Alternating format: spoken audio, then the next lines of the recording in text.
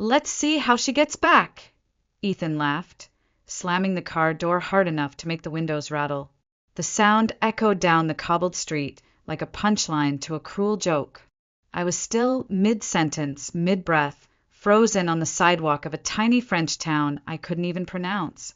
The rental car peeled away, tires skimming over ancient stones, leaving behind a faint cloud of dust, and the sound of male laughter that didn't belong in a place this picturesque. Pete, Josh Cullen, they all laughed with him. My husband's friends, men in their late 30s, wealthy, well-dressed, the kind who thought mockery was just harmless fun when aimed at someone like me. I didn't chase the car. I didn't scream. I couldn't. My body forgot how to move. I just stood there with my fingers curled around the strap of my purse, like I was bracing for impact that had already happened. A group of tourists walked past, slowing just long enough to glance at me. Some curious, some amused, one woman with a pitying smile.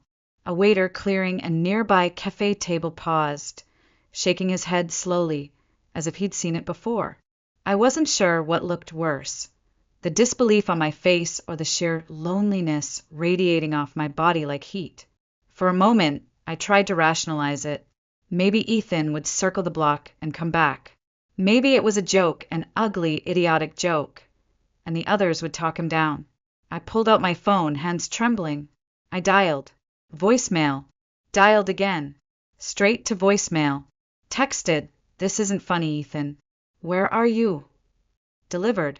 No reply. I tried Pete. Blocked. Josh. Blocked. Colin. No ring. Just silence. A weight settled on my chest, sharp and suffocating. This wasn't a spontaneous act of immaturity. This was orchestrated. They planned this. They watched me beg Ethan not to order another bottle of wine at lunch. They rolled their eyes when I suggested we head back to the hotel. She's always managing you, man, Pete had said with a smirk, pouring another round. And Ethan, drunk and grinning, had followed me out, angry that I'd embarrassed him in front of his friends. I remembered his last words before getting in the car. Your purse has your passport, right? Then figured out. You're so smart, Claire.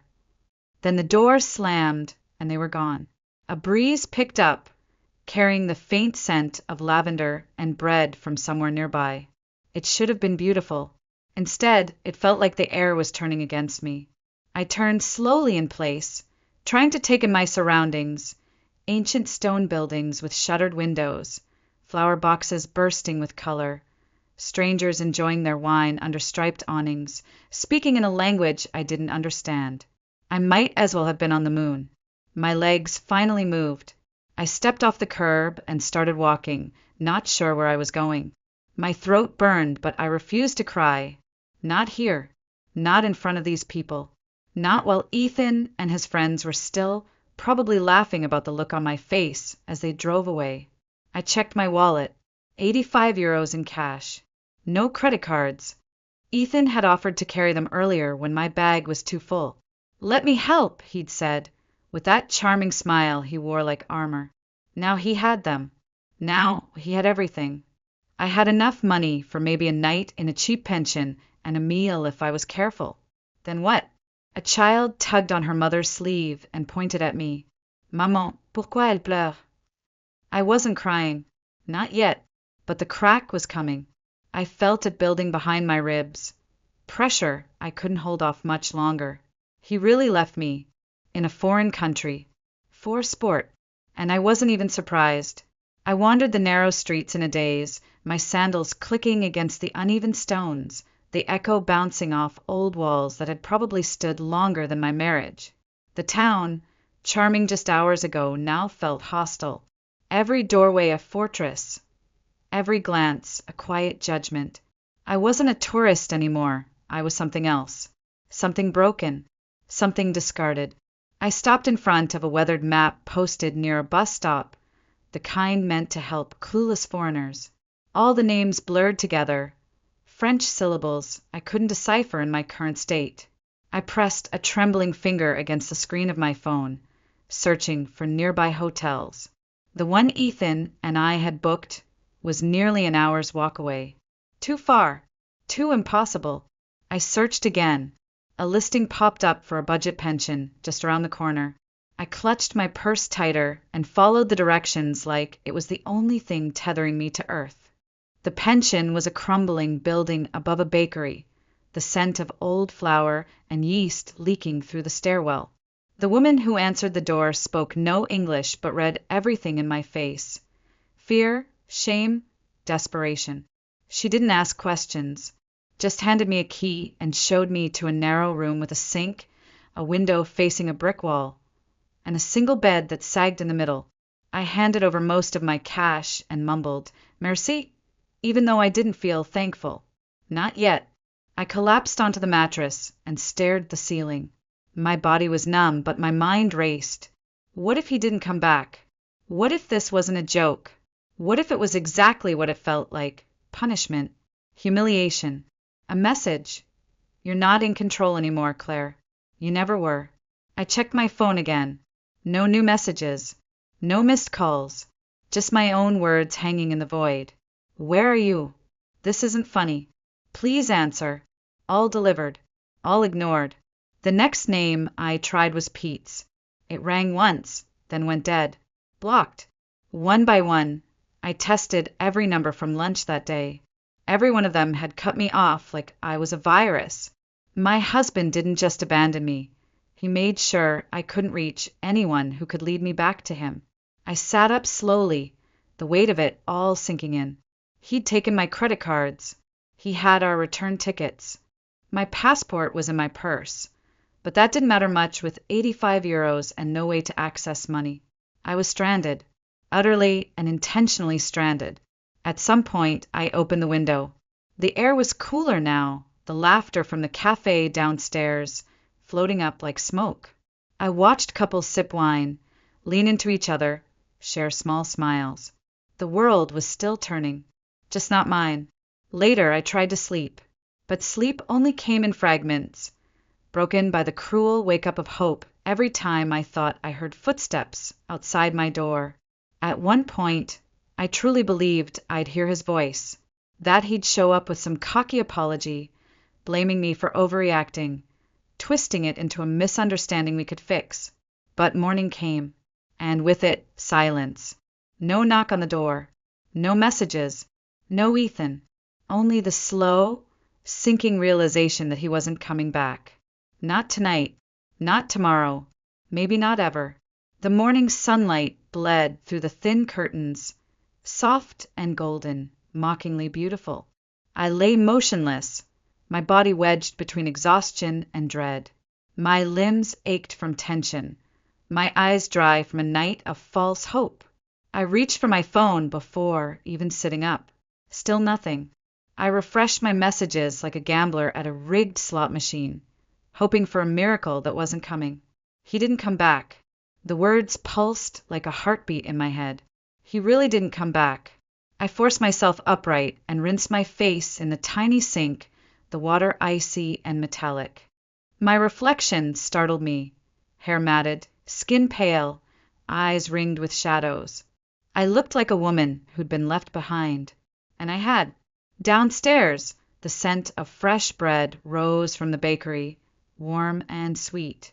My stomach growled, but the thought of eating made me nauseous. I bought a single croissant and a bottle of water with trembling hands, counting out coins like they were sacred. I had maybe 30 euros left. Enough for lunch, maybe a cab ride, not for a hotel, not for a plane ticket, not for salvation. I wandered the perimeter of the town, scanning every street, every terrace, every cafe in case, by some miracle, I'd spot our tour group. Nothing. They'd moved on, carried away in their air-conditioned comfort to Florence or Nice or wherever their itinerary dictated. Without me. Without guilt. It was on the third day that a cafe owner noticed me standing just outside his patio, unmoving for far too long. He approached gently, his English broken but kind. "Espresso? You look lost." I managed a nod, and he handed me a small cup without charge, as if he knew that pride was the last thing I could afford to hold on to. He pointed me toward the police station when I asked, "Help?" "My husband, he left." The officer there was polite, tired, unsurprised. It wasn't the first time he'd heard such a story.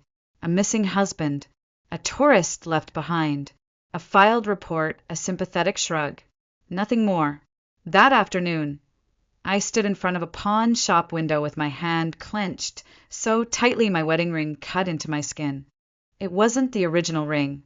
Ethan had replaced it on our 5th anniversary.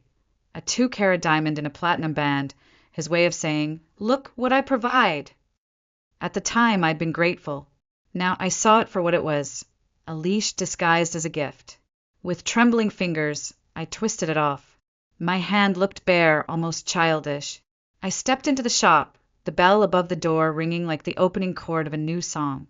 The shopkeeper, an older man with sharp eyes and no interest in pleasantries, examined the ring. He named a price far below its worth. I nodded. I didn't argue. Pride wouldn't feed me. It wouldn't get me out of this town. He counted out the euros in slow, deliberate motions. When he paused and asked, "You go home now?" "America." I hesitated. Home. The word didn't land right. Home meant explanation. It meant facing my mother's smug disappointment. It meant telling my friends, if I still had any, that I'd been abandoned like a forgotten suitcase in a foreign town. It meant listening to Ethan spin the story first, twist it into something that made me sound hysterical, unstable, too much to deal with. I shook my head. Instead, I walked to the bus station and stared at the departures board for nearly an hour. Place names floated before me like poetry I didn't understand. Marseille, Avignon, Aix-en-Provence. One word, simple and final, whispered through me like a pulse. Go. I bought the cheapest overnight ticket to a name I couldn't pronounce. I didn't ask where it led. I didn't care.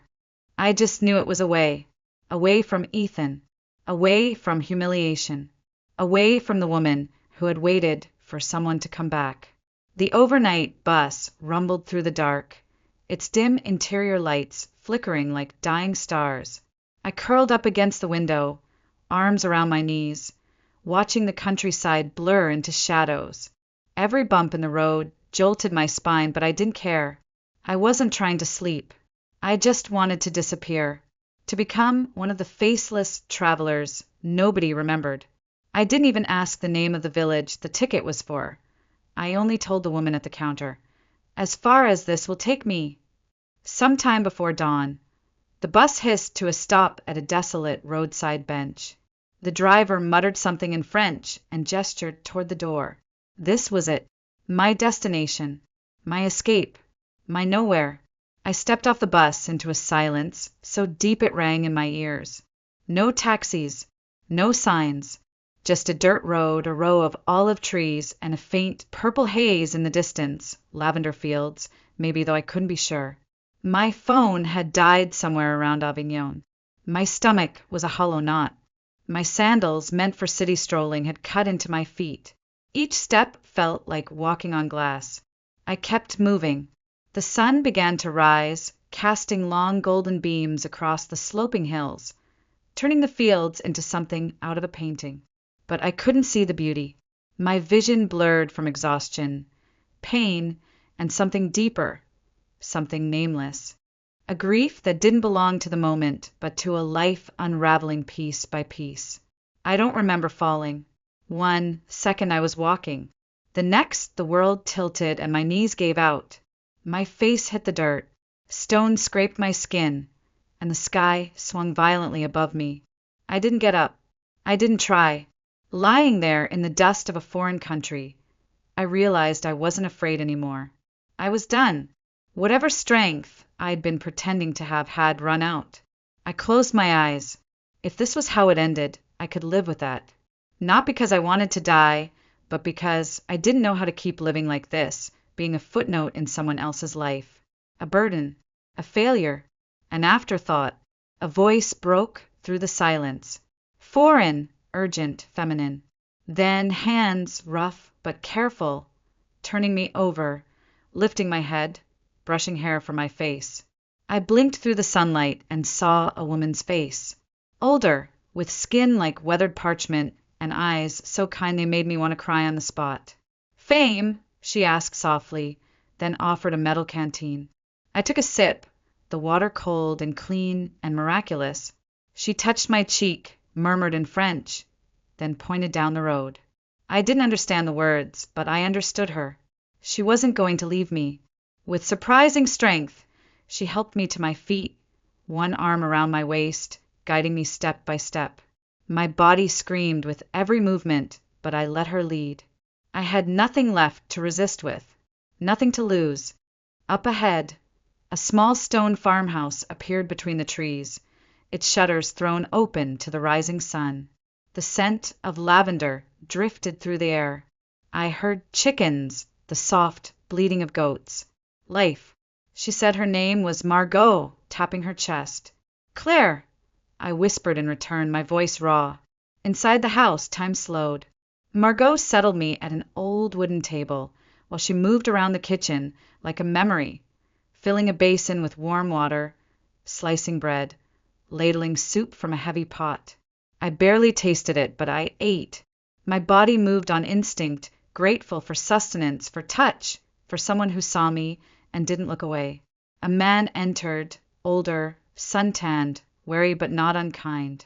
Margot spoke to him quickly, gesturing to me, then to a hallway. He nodded. "Henri," she said, pointing to him.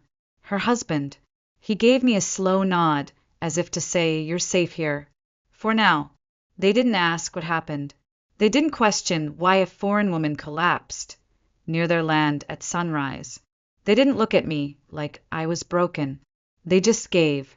That night, in a bed with whitewashed walls and a handmade quilt, I curled into myself and wept, not for Ethan or even for what he did, but because someone saw me lying in the dirt and chose to pick me up instead of stepping around me. I cried because I couldn't remember the last time I felt that kind of kindness. And I cried because some part of me, small and buried, still believed I might be worth saving. Morning arrived not with the sound of traffic or phone alarms, but with the low crow of a rooster and the smell of fresh bread drifting under my door. For a few seconds, I forgot where I was. I opened my eyes to whitewashed walls and sunlight stretching across a rough stone floor. The air smelled like lavender and would smoke. My body ached in new places, shoulders, calves, hands, but it was a clean ache. Not the tight, anxious kind I carried back in Boston. This one felt earned. At the foot of the bed lay folded clothes. A simple cotton dress and a pair of worn leather sandals. They didn't belong to me, but they had been freshly laundered. My own clothes were gone, probably washed too. The thought made my chest ache in a way I couldn't explain. I got dressed slowly, wincing at the blisters on my heels. When I emerged into the kitchen, Margot was already moving, setting down coffee, slicing dark bread, drizzling it with thick local honey. She looked up and beamed when she saw me, her eyes crinkling at the corners. "Bon," she said, gesturing to the chair. I sat. The coffee was strong and almost bitter, but I drank it gratefully. The bread was warm, chewy, rich with oil and sweetness. I ate slowly, unsure how to say thank you in a way that didn't feel like an apology. When I opened my mouth to try, Margot gently waved her hand. She pointed to my feet, then to the window, where rain now traced soft lines down the glass. "Rest," she said. One of the few English words she seemed to know, and so I did. The next few days passed in a rhythm unlike anything I'd known. The hours bent around the land. No emails, no meetings, no obligations except the simple ones that sustained life. Margot showed me how to feed the chickens, how to tie bundles of lavender to dry in the pantry, how to sweep dust from the corners that gathered like old memories. Henri remained quiet but kind, fixing a shutter that clattered too loudly, leaving fresh fruit on the table, nodding to me each evening as if to say, "You're still here. Good." Each time I tried to gather my things and leave, Margot gently stopped me. Once, I stood by the door with my purse in hand, shoes on. She caught my arm, not harshly, just firmly, and led me to the fireplace. She opened a small wooden box on the mantel and pulled out photographs. One by one, she showed me faces. A young woman with Margot's eyes, a toddler with Henry's grin. Then she made a cradling motion with her arms and lifted her hand to shoulder height. "Lucy," she said, pointing to the young woman. "Canada." Her eyes filled with tears. "No see." Then she turned to me. Her gaze softened. She didn't say it, but I understood. She'd lost a daughter. And somehow she had opened her home to a stranger and made space again. I placed my purse back on the hook. From that day forward, I helped without being asked. I rose early, watered the herbs, folded laundry, listened to the wind moving through the lavender fields like a lullaby. I didn't check my email. I didn't open my phone. The silence was terrifying at first. Then it became sacred. Each night, we sat on the porch as the sun dipped below the hills. Margot would knit with patient, practiced hands. Henri smoked his pipe and occasionally asked me questions with gestures, smiles, and slowly improving English. I answered the best I could. When we ran out of words, we simply sat. The betrayal still lived in my bones, but something inside me had begun to shift. The need to explain, to chase Ethan's version of events, to justify my hurt, it was all fading. In its place was something quiet, steady, and astonishing. Peace. The days bled into one another, not in the frantic blur of city life, but in a kind of gentle rhythm. The sky shifted from soft gray to blazing blue, and back again. The lavender bloomed fuller, and I learned to tell by scent alone when the fields were ready to be harvested. I no longer needed to be told when to wake, when to eat, when to rest.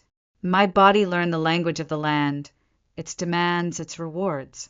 And in the quiet, something unexpected returned: curiosity. One afternoon, while helping Margot sort dried bundles of lavender into small canvas sachets, I asked haltingly if she would show me how to distill oil. Her eyes lit up like I had just asked her to dance. That evening, she led me to a small stone outbuilding I hadn't noticed before. Inside was an old copper still, polished from years of use. She showed me how the flowers were loaded, how the steam captured their essence, how the oil rose and separated, pure, fragrant, golden. I watched her work with reverence. This was not chemistry. This was art. I began spending my afternoons in the workshop, labeling bottles with handwritten tags in my slanted, uneven scrawl. It wasn't long before I offered to redesign them. Margot looked confused, so I pulled out my phone, finally charged, finally useful, and showed her photos of my old design projects. Hotel interiors, restaurant branding, boutique packaging. For the first time since I'd arrived, I saw her look at me not as someone to care for, but as someone who could offer something back. The next market day, Margot and Henri brought me with them to the village. We loaded crates of oil and sachets into an old blue truck, the back seat rattling as we drove along winding roads. The market was alive with music and chatter, rows of colorful stalls lined with produce, bread, wine, soap. I helped them set up, arranging our products on the table, adjusting the signs, tying fresh bundles of lavender for decoration. "Stay," Margot said simply, as I handed a tourist a wrapped box of oil. I looked at her, confused. She gestured around the stand, then touched my chest, then hers. "You, me, work." I blinked. "You mean help? Like more?" She nodded firmly. Then Henri joined, placing a folded piece of paper in my hands. A crude but official-looking document written in both French and English. Partnership. They had drafted it together, with the help of a friend from town. Not a job offer. A stake in the business. I stared at the paper, emotions tightening my throat. I was still wearing borrowed clothes. I still flinched when a phone buzzed. I hadn't touched makeup or spoken to anyone from my old life in weeks. But here they were, two people who had taken me in off the road, offering me not just shelter, not just purpose, but ownership, belonging. "I don't know anything about farming," I said softly. "Learn," Henri replied. His accent was thick, but the word rang clear. Margot reached for my hand. You already start. Tears sprang to my eyes before I could stop them. Not because I was sad, but because for the first time in years, I didn't feel like I had to prove my worth. I didn't have to beg to be chosen. I was being invited to stay. Not as a guest, not as a burden, but as someone valuable, someone home. I hadn't thought of Ethan in days. That realization came as I knelt in the workshop, sealing freshly poured vials of lavender oil and arranging them by scent profile, bright, grounding, soothing. The radio played something slow and melodic in French, and sunlight spilled in through the high window, warm on my shoulders. My hands moved with confidence. My handwriting on the labels had steadied. The table I once hesitated to touch was now my space, my task, my purpose. Then I turned on my phone. I hadn't touched it in over 2 weeks, except to take photos of the fields, the workshop, Margot's hands demonstrating a technique I wanted to remember. But that morning, something compelled me to check my old email. Just a flicker of curiosity. A window cracked toward the life I'd left behind. The inbox exploded. Hundreds of unread messages. Old friends, acquaintances, colleagues from a life that now felt like a dream. At first, it felt like I was reading someone else's mail. The concern in their words startled me. Are you okay? Where did you go? I heard what Ethan said. Please tell me it's not true. And then I saw it. Subject, I know where you are. From Ethan Bennett. My breath caught. My hand trembled as I tapped it open. Alexis! He never called me Claire anymore. Only Alexis, the name he preferred, the one he thought sounded more sophisticated. It's taken time and a private investigator, but I finally tracked you down. This has gone on long enough. I'm coming to bring you home and end this ridiculous tantrum. My flight lands in Marseille on Thursday. Be ready. Thursday. 3 days. My stomach clenched, not with fear, but with something colder. Anger. Disgust. And underneath it, the quiet thrum of resolve. I wasn't the woman he'd left behind anymore.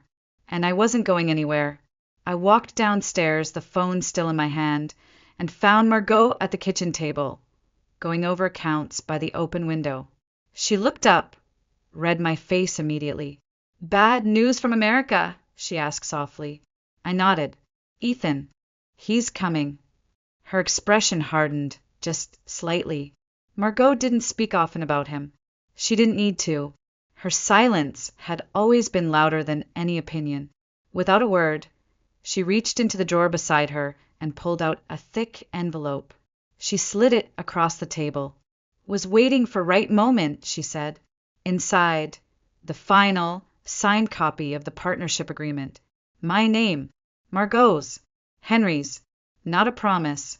A contract. I wasn't helping anymore. I was a third owner. I had rights. Responsibilities. A business. You choose what happens Thursday, she said, tapping the paper. Not him. I stared at the document. I should have felt overwhelmed. Instead, I felt solid, grounded. I belonged here, in this house, in this field, in this work. Ethan could try to come and take whatever he wanted, but he wouldn't find the version of me he remembered. The next morning, I contacted Caterine, the local lawyer who'd helped with the partnership. We drafted divorce papers, French and English, clear, firm, final. I printed them and folded them carefully into an envelope. I also replied to the email from my former mentor, the one who had recommended me for a remote design consultancy weeks ago. The offer was still open. I accepted. 1 foot back in the world I'd walked away from, but on my terms this time. Then I wrote short messages to the friends I'd left behind, not with apologies, but with clarity. I didn't need them to save me. I just wanted them to know I had saved myself. Thursday came. A blue sky stretched overhead. The scent of lavender clung to my skin. Henri and I were in the workshop testing a new batch of oil when we heard the sound of a rental car engine rumbling up the gravel path. Margot appeared in the doorway, wiping her hands on a cloth. He is here, she said simply. I stood up, removed my apron, and stepped outside. The car door slammed, the sound too sharp for the quiet morning. Ethan stood beside the sleek silver rental, designer sunglasses perched on his face, his shirt crisp and untouchable. He looked entirely out of place against the backdrop of sun-warmed stone, wild lavender, and the slow rhythm of life here, like a glossy page torn from a lifestyle magazine and pasted onto a painting done in oils. He hadn't seen me yet. For a brief second, I stood there in silence, letting the image burn into my memory. Him, scanning the farmhouse with thinly veiled distaste, his jaw clenched, his hand on his hip like he was waiting for someone to come fetch his luggage. His arrogance still intact, his entitlement wrapped around him like armor. Then he turned and saw me. His eyes ran over my body, starting at the boots caked with dry earth, the work-worn hands, the sun-browned arms. My hair was pulled back in a loose braid, my face bare. No makeup, no performance. Just me. His expression flickered. Shock, confusion. Then something like disappointment. My God, Alexis, what happened to you? The words might have cut once. Not now. I took a step forward, calm, measured. Life happened, I said. And by the way, it's Claire again. He blinked. Claire, then. Fine. Look, I get it. You were angry. Hurt. But this, he gestured around him, dismissive. This is over the top. You made your point. Now let's go home. I almost laughed. Home. I repeated. You mean Boston? The brownstone I decorated but never owned? The life where I became small enough to fit into the corners of your image. He stepped closer, his charm cracking.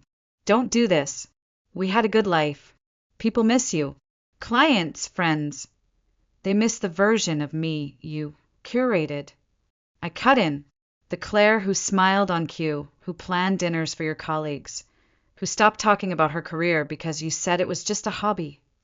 His face tightened. It's not like that. It's exactly like that. Behind me, I heard the soft shuffle of Margot and Henri stepping out to the porch. They didn't understand the words, but they understood the moment.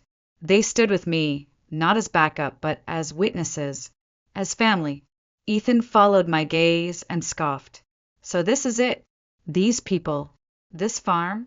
You'd throw away everything for dirt and soap and strangers who don't even speak your language. No, I said quietly. I'm choosing something better. I reached into my pocket and held out the envelope. He looked at it like it might bite him. What's this? Divorce papers. Drafted, translated, and ready to sign. His jaw worked. You're not serious. I am. You left me on a roadside in a foreign country. Ethan. You laughed while you did it. You called it a tantrum. I call it clarity. You showed me exactly who you are. His voice rose, angling for control. You're being impulsive, emotional. That's not the woman I married. No, I said. That woman died in a small French town while you drove away. This one, I glanced at the fields behind me, the home I now helped run, the people who had asked nothing of me but honesty and presence. This one was born here. He didn't move to take the papers, just stared, red rising in his cheeks. You'll regret this, he snapped. When the novelty wears off and you're still here hauling lavender at 60, I'll still be free, I said. That's more than I ever was with you. Henri stepped forward then, placing a hand gently but firmly on my shoulder. He looked at Ethan and said something in French, slow and steady. Ethan turned to me. What did he say? He said the road back to Marseille is long. You should leave before it gets dark. For a moment, Ethan just stood there, his hands clenched, his mouth a hard line. Then, without a word, he turned and got into the car. The engine roared. The tires spun. And then he was gone. I let out a breath I didn't know I'd been holding. Margot stepped beside me, slipping her hand into mine. Behind us, the still warm kitchen waited. Lavender to sort, orders to prepare, dinner to cook. The man who once left me behind now had no place left to stand. And I had everything. The night after Ethan left, I stood in the lavender fields alone. The stars above Provence glowed like scattered embers. The air smelled of earth and oil, and a hint of smoke from the kitchen stove where Margot was still humming to herself. Crickets sang from the edges of the grove. Somewhere nearby, Henri was whistling as he fed the goats. Nothing about this moment was extraordinary, and yet it was everything. I wasn't waiting for someone to come home. I wasn't rehearsing apologies in my head. I wasn't shrinking myself to fit a man's silence. I was still and whole, and more myself than I had been in a decade. In Boston, I had lived in curated spaces, neutral palettes, designer furniture, the soft glow of staged perfection. And yet, somehow, I'd never felt like I belonged in any of them. Here, with calloused hands and sunburnt shoulders, standing barefoot in a field I helped harvest, I was home. The days that followed Ethan's departure unfolded like a second spring. I signed the final partnership paperwork with Margot and Henri beneath the grapevine trellis in our courtyard. We toasted with chilled wine and fresh cheese, and I laughed, truly laughed, as Henri held up the bottle of oil I had helped press and declared, "Claire's batch, best yet." Word spread at the market. People began asking for me by name. I redesigned our labels, launched a simple website with the help of a local teenager, and soon orders were arriving from tourists who had visited our stall and wanted to remember the scent of Provence. I woke early and worked late. I made mistakes. I ruined an entire batch of rosemary oil and nearly set the still on fire. But no one yelled. No one used my errors as proof that I wasn't enough. We cleaned it up, we fixed it, we moved on. It was revolutionary. One afternoon, Margot brought out a dusty photo album. She showed me pictures of Lucy, her daughter, in Canada. A wedding I wasn't invited to, she said with a small, sad smile. A baby I had never met. The distance hurt her more than she admitted. But when she looked at me, there was peace in her eyes. Not replacement, not fantasy, just connection. "Family," she said simply, pointing between the two of us, and I nodded, tears stinging my eyes. I didn't return to the States. Not for court. Not for closure. My lawyer handled the paperwork. Ethan signed the divorce documents without protest, likely too embarrassed to tell anyone what really happened. My share of our assets arrived in a sterile bank transfer, cold and quiet. I used part of it to renovate the workshop and buy new equipment for the farm. I used the rest to start saving. Not for escape, not for survival, but for the future. The consulting job for my former mentor blossomed into something real, freelance design work for eco-conscious brands, all done from my kitchen table here in the hills of southern France. I had one foot in the world I'd left, but this time it was on my terms. No husband watching the clock. No guilt. No permission needed. Sometimes tourists ask how I ended up here. I smile, pour them a sample of our lavender oil, and say, it's a long story, but it begins with getting left behind. Because that's the truth. Ethan didn't just abandon me. He freed me, and I used that freedom to become someone he never imagined I could be. Whole, independent, and finally alive.